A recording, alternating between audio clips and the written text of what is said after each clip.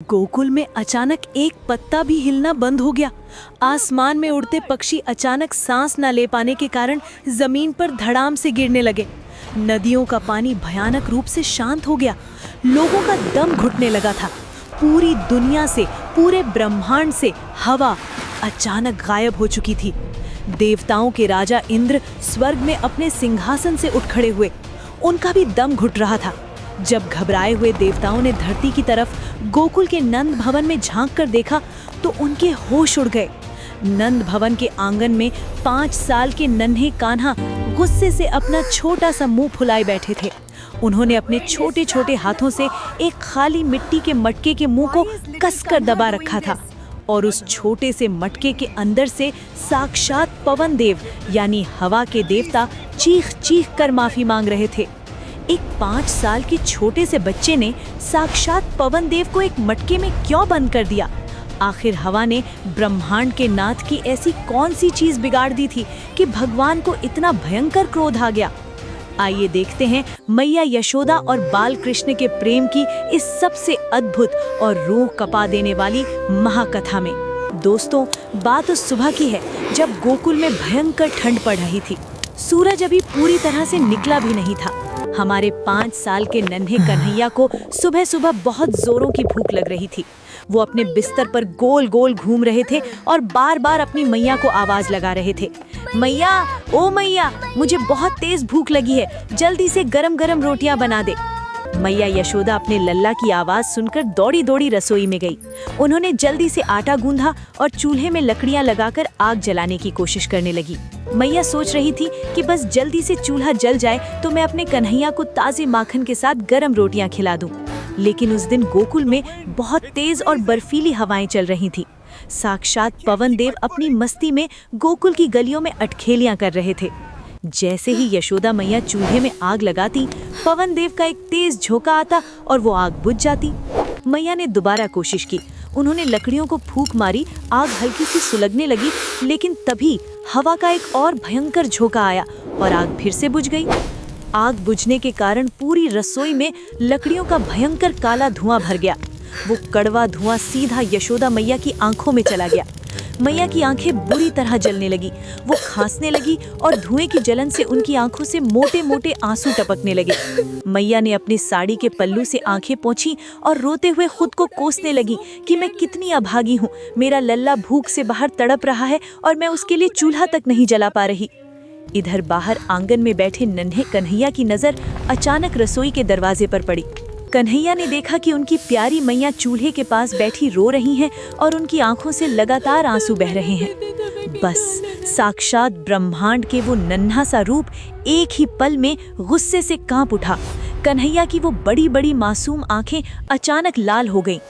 जिस भगवान की एक मुस्कान पर तीनों लोग नाचते हैं, वो भगवान अपनी माँ की आंख में एक आंसू भी कैसे बर्दाश्त कर सकता था? कन्हैया समझ गए कि उनकी प्यारी मैया को ये पवन देव परेशान कर रहे हैं। हवा बार बार आग बुझा रही है, जिसकी वजह से उनकी मैया की आंखों में धुआं जा रहा है। कन्हैया अपने छोटे छोटे पैरों से ठक ठक करते हुए रसोई की तरफ दौड़े। उन्होंने आव देखा न ताव बाहर आंगन में पड़ा एक खाली मिट्टी का मटका उठाया और फिर ब्रह्मांड का वो महाचमत्कार हुआ जिसने विज्ञान और तर्क की धज्जियां उड़ाकर रख दी। कन्हैया ने हवा में अपने छोटे से हाथ को ऐसे घुमाया जैसे कोई किसी इंसान की गर्दन पकड़ रहा हो। कन्हैया के उस छोटे से हाथ में साक्षात पवन देव एक अदृश्य रूप में जकड़े जा चुके थे। पवन देव तड़पने लगे, लेकिन कन्हैया का गुस्सा 7वें आसमान पर था।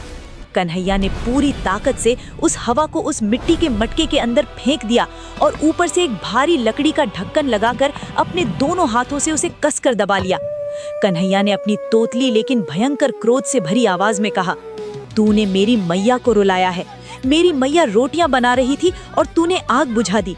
अब तू इसी मटके में कैद रहेगा। मैं तुझे कभी बाहर नहीं निकालूंगा। और दोस्तों, जैसे ही कन्हैया ने वो ढक्कन बंद किया, तीनों लोकों में हाहाकार मच गया। गोकुल से लेकर स्वर्ग तक एक पत्ता भी हिलना बंद हो गया। समुद्र की लहरें रुक गईं। हवा का एक झोंका भी नहीं बचा। लोगों के फेफड़ों में सांसें अटकने लगी। पूरी दुनिया का दम घुटने लगा था। स्वर्ग में हाहाकार मच गया। इंद्रदेव, ब्रह्मा जी और सारे देवता दौड़े दौड़े गोकुल के नंद भवन में आए। उन्होंने देखा कि ब्रह्मांड को चलाने वाला वो महाईश्वर एक 5 साल के बच्चे के रूप में एक छोटे से मटके पर हाथ रखकर बैठा है और मटके के अंदर से पवन देव रो रो कर माफी मांग रहे हैं। सारे देवताओं ने कन्हैया के आगे हाथ जोड़ लिए। ब्रह्मा जी ने कांपते हुए कहा, प्रभु ये क्या कर रहे हैं आप? पवन देव से भूल हो गई। अगर आपने इन्हें इस मटके से आजाद नहीं किया तो पूरी सृष्टि बिना सांस के तड़प तड़प कर मर जाएगी। दया करें प्रभु। कन्हैया ने देवताओं की तरफ मुंह घुमा लिया। उन्होंने अपना मुंह फुलाते हुए कहा, मुझे नहीं पता तुम्हारी सृष्टि का। इसने मेरी मैया की आंखों में धुआं भला है। मेरी मैया रो रही है और मुझे बहुत तेज भूख लगी है। जब तक मेरी मैया की रोटियां नहीं सिक जाती और मेरा पेट नहीं भर जाता, तब तक ये हवा इस मटके से बाहर नहीं आएगी, चाहे पूरा स्वर्ग नीचे क्यों ना आ जाए। देवताओं के पसीने छूट गए। साक्षात भगवान की इस मासूम लेकिन डरावनी जिद के आगे कोई कुछ नहीं बोल पा रहा था। तभी इंद्रदेव को एक उपाय सूझा। वो दौड़े दौड़े यशोदा मैया की रसोई में गए। मैया अभी भी धुएं से परेशान थी और चूल्हा जलाने की कोशिश कर रही थी। इंद्रदेव और बाकी सारे देवताओं ने अदृश्य रूप में आकर खुद अपने मुंह से उस चूल्हे में फूंक मारी। देवताओं की दिव्य फूंक पड़ते ही चूल्हे में एक बहुत ही शानदार और तेज आग जल उठी। रसोई का सारा धुआं पल भर में गायब हो गया। मैया खुश हो गईं। उन्होंने जल्दी जल्दी गरम गरम रोटियां सेकी, उन पर ढेर सारा ताज़ा माखन रखा और दौड़कर आंगन में आई। मैया ने कन्हैया को देखा और पुचकारते हुए बोली, मेरा लल्ला भूखा है, आजा मेरे कन्हैया, देख तेरी मैया तेरे लिए गरम गरम माखन रोटी लाई है। कन्हैया ने जैसे ही मैया के हाथों में वो माखन रोटी देखी, उनका सारा गुस्सा हवा हो गया। उनकी आंखों में वो प्यारी सी चमक वापस आ गई। लेकिन कन्हैया के दोनों हाथ तो उस मटके के ढक्कन पर थे। अगर हाथ हटाते तो पवन देव भाग जाते और अगर हाथ नहीं हटाते तो मैया के हाथों से रोटी कैसे खाते। कन्हैया ने एक बहुत ही नटखट सी शर्त रखी। उन्होंने मटके के अंदर मुंह करके कहा, देख हवा, मेरी मैया ने रोटियां बना ली हैं। अगर तू वादा करे कि अब तू मेरी मैया को परेशान नहीं करेगा और आग नहीं बुझाएगा तो ही मैं तुझे छोड़ूंगा। अंदर से पवन देव ने हाथ जोड़कर कसम खाई, प्रभु मैं तो क्या, मेरे 7 जन्म भी अब मैया यशोदा की रसोई की तरफ भूल से भी नहीं देखेंगे। मुझे आजाद कर दीजिए। कन्हैया मुस्कुराए। उन्होंने मटके के ऊपर से अपने छोटे छोटे हाथ हटा लिए और दौड़कर मैया की गोद में जा बैठे। जैसे ही ढक्कन हटा, एक बहुत ही तेज आंधी आई और पवन देव अपनी जान बचाकर वहां से भाग खड़े हुए। पूरी दुनिया में फिर से हवा चलने लगी। पेड़ों के पत्ते खुशी से झूमने लगे। पक्षी फिर से चहचहाने लगे। देवताओं ने राहत की बहुत लंबी सांस ली। और इधर हमारे साक्षात ब्रह्मांड के नाथ तीनों लोकों के हाहाकार को भूलकर अपनी मैया की गोद में बैठकर बड़े मजे से वो माखन रोटी खा रहे थे। उनके पूरे मुंह पर माखन लगा हुआ था और वो अपनी मैया को देखकर ऐसे मुस्कुरा रहे थे जैसे दुनिया का सबसे मासूम बच्चा हो। तो दोस्तों, ये है भगवान का अपनी माँ के लिए प्रेम। जो भगवान पूरी दुनिया को चलाता है, वो भगवान अपनी माँ की आंख में एक आंसू देखकर दुनिया के सारे नियम तोड़ने पर मजबूर हो जाता है। भगवान से बड़ा उनका भक्त होता है और भक्त से भी बड़ा एक माँ का प्यार होता है। अगर नन्हे कान्हा की इस अकल्पनीय लीला और मैया यशोदा के इस प्रेम ने आपका भी दिल जीत लिया हो, तो कमेंट बॉक्स में पूरी श्रद्धा और प्रेम के साथ जय श्री कृष्ण जरूर लिखें।